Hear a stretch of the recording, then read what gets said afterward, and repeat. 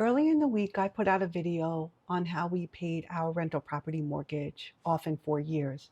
I think I titled it Early Mortgage Payoff, 30-year loan paid in 48 months, how we did it. In this video, I actually want to walk you through the step-by-step process because I had a lot of questions and I just want to go through it. Now, a lot of people know they could pay extra on their mortgage and save a lot in interest. And I do think there are quite a number of people that actually do add extra principal to their payments. But I didn't want to just do that. I wanted a more targeted approach. And so I used my amortization schedule as my roadmap. And I used my income to pay the extra down on the mortgage, and my husband's income or his pension income eventually, and our rental income to pay for our monthly bills. But you do not need to be a dual income household to use this strategy. If you qualified for a loan or the mortgage under your name, then you can use this payoff strategy. It may take a bit longer, but it still works. So let's start with the guardrails. First things first, it's really important that you make sure that you are not house rich and cash poor, especially if you're going into retirement. I think they say that of the people who have a home in retirement, 44% of them have it paid off. But if you are targeting paying off your loan and you do not have an emergency fund, that could potentially put you in a precure situation. And so this does not take the place of having money in the bank, because the last thing you want to do is have to take out a HELOC or take money out of your home and have it locked up and harder for you to access.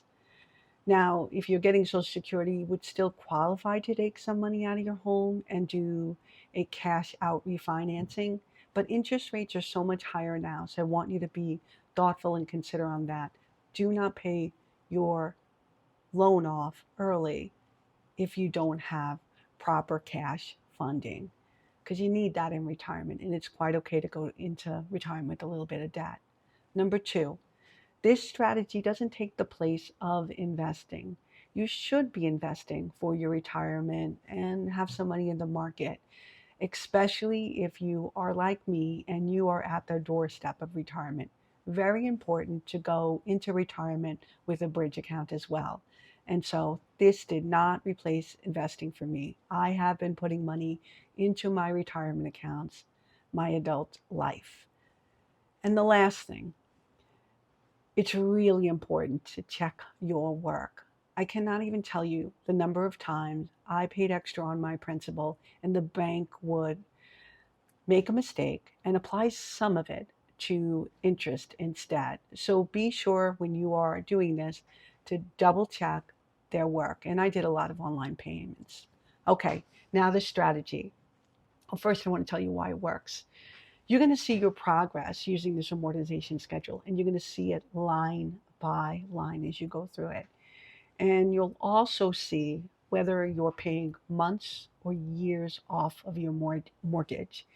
And that's so helpful. And it gave me the motivation to continue. There is nothing like paying down debt. There's no way I would have saved this much money had I been just redirecting a lot of funds into the market. I don't think I would have paid this much off of my loan. So you're going to know where every dollar goes, and I'm going to share my amortization schedule again, and we're going to go through the step-by-step process. So here is my amortization schedule. And this would be step one. I want you to pull your amortization schedule. And if you don't have it, you do know the terms of your loan. If you have ChatGPT, you can recreate it yourself and just put in your loan duration. If it's a 30-year loan, you're going to have 360 lines. If it is a 15-year loan, you're going to have 180. And so it will tell you everything. And I'm going to go to the end of the loan, and it will tell you exactly how much interest you'll be paying off by the end of the loan. And so my balance was $149,000. $250 is what my principal balance was. It was a 30-year loan at 3.375, and I would have paid 88,286. And by the end of my loan, I would have paid a total of 273,536.08. So that's the loan. But I also created a printout. I made a little chart so that I would have it as well. Okay, so your first step, pull your amortization schedule and recreate it if you don't have it. Now this will work regardless of the loan that you have. And in the amortization schedule, you're going to see your breakdown of every payment. So here it is. Let me look at the camera. You're going to see the breakdown of every payment. Get my pen handy. So here's mine, and I just recreated this chart, and so you'll see, sorry for the glare, but I recreated the chart, and this is my, first few lines. You'll see payment number 1 was due in August of 2021. You'll see my monthly payment amount was $659.83. You'll see the amount that was going to principal, and you'll see the amount that was going to interest. And you're going to see the month by month. If you're not at payment number 1, and I imagine you might not be, you can look at your own statement and see what principal line you're at. So depending on whatever principal line you're at. So let's say your mortgage balance was 146, 571, 84. That would mean you're at line 10 of the payment schedule, and you would just start from there. So let's keep that in mind. When you look at your statement, you're going to see how much of your payment is going to principal versus going to interest. And it's alarming in the beginning because the bank gets most of your money when it's early on, especially because the loan is front loaded.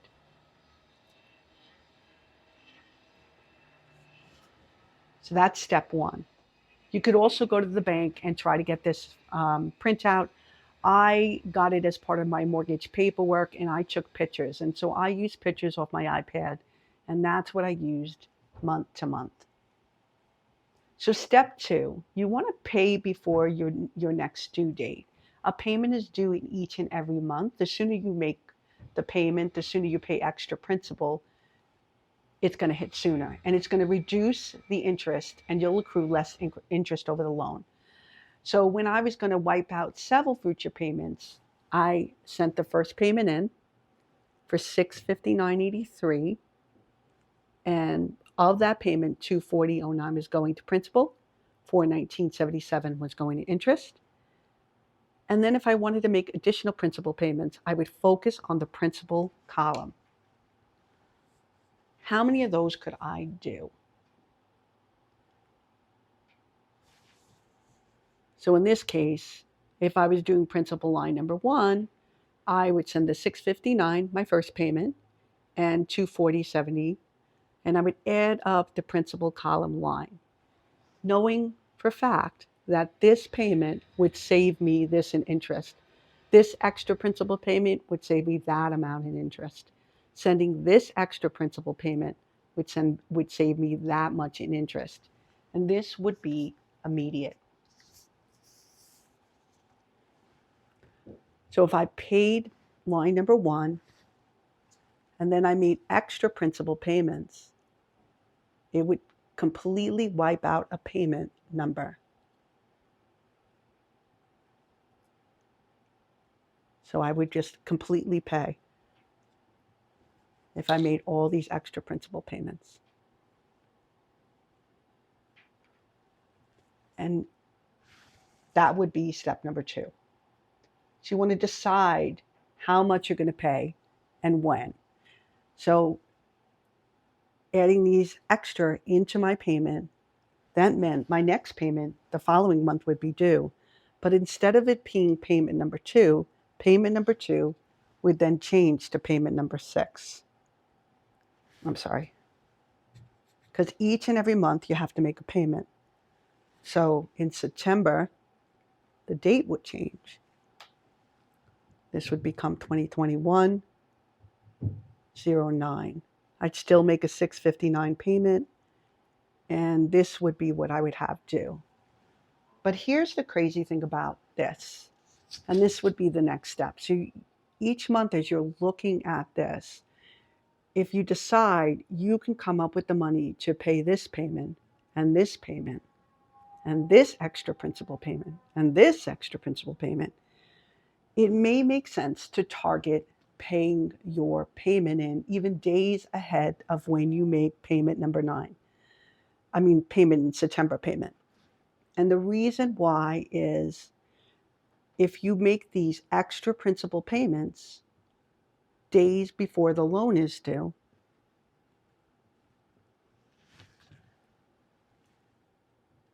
it will shift. Well, it would shift when number 2 payment would be. So instead of paying $416.37 in interest, now you might jump down and be paying $412.27 in interest. And so that's what I targeted, and that's what I did. So when I knew I had enough money to make a lump sum payment, I would send it in days ahead as a principal only payment, because even that would save me something a little over $4.10. So I do things like that early on. So that then made payment 2 number 12. And this would turn this into September.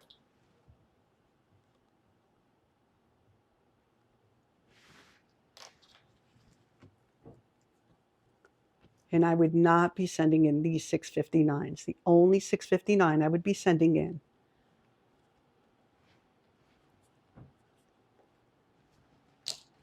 would be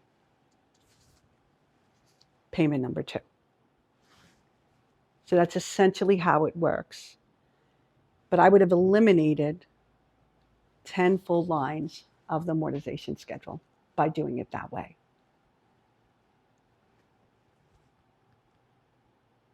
Once I knew the principal payment amounts for each and every upcoming month, I chose exactly what future lines to erase, just like doing that I did in this example here. And because I used the amortization schedule, while I got paid, I could see exactly how far I was jumping. So I saw that within 2 months, I eliminated a year. I had completed a year within a couple of months. So step 4 is to keep your amortization schedule visible. And I always had a copy of my schedule. I had the printout. I took pictures of it, and I used it to help me get ahead. And of course, it was definitely helpful that I did have my salary to target, but it helped me make the trade-offs that were necessary.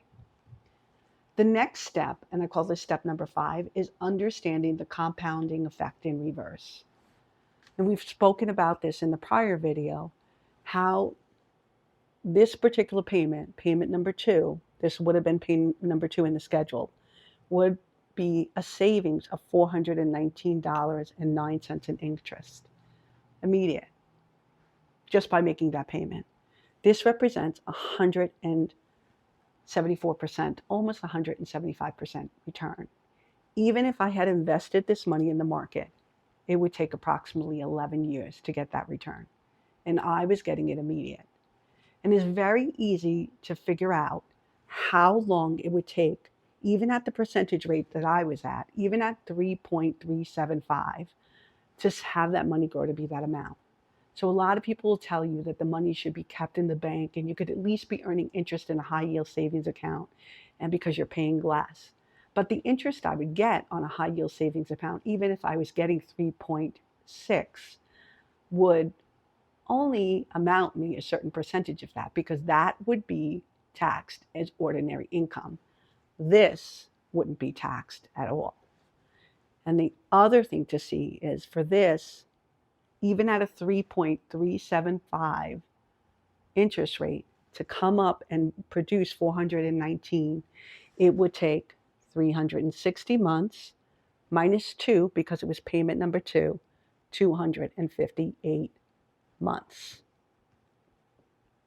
That is 29 years and 11 months. Really, because you got to count this month that you were in. So, but it's essentially 29 years. Now, as you move through the schedule, this compounding effect has less of an effect. But in general, when it comes to a 30-year mortgage, the banks front load it. And so that means the first 22 years, you're paying 91% of your interest.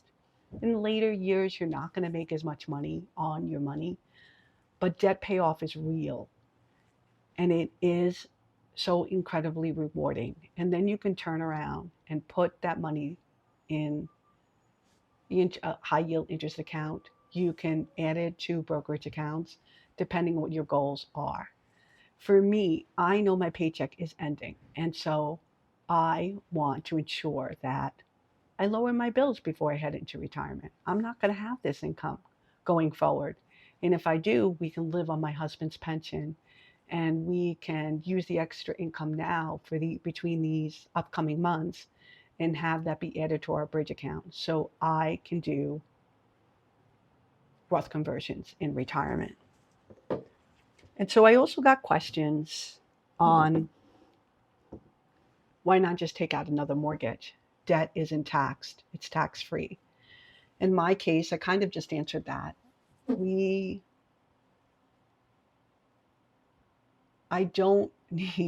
wanted to lower my bills before retirement. I also am not 100% sure that we'll continue to rent the property. So in my case, it's very different. And I'm also do not have to worry about sequence of return risk on my money. If the market goes down in my early years of retirement, it's going to be quite different for me than others because my husband has a retirement annuity and he gets a guaranteed return. And so we can always take cash out. But in general, now that the mortgage is paid off, we're going to be beefing up our cash accounts. I have been continually and do continue to dollar cost average into brokerage accounts. And that will not stop even when I retire, at least early on. So this is the strategy. The last step would be to keep your schedule in front of you, rinse and repeat, figure out how many months you can afford. If I could only pay one extra month in principal in addition, then I probably wouldn't send it in separately. I would just include it with my mortgage payments. Usually they make less mistakes when you do it that way. Even if I would just say principal only payment, they still made mistakes. So that is the strategy. It's a rinse and repeat process. And this is how I paid off a 30-year loan in 48 months. Thanks for tuning. This is Regina from Simply Fundamental. Please like and subscribe, and I'll catch you on the next one.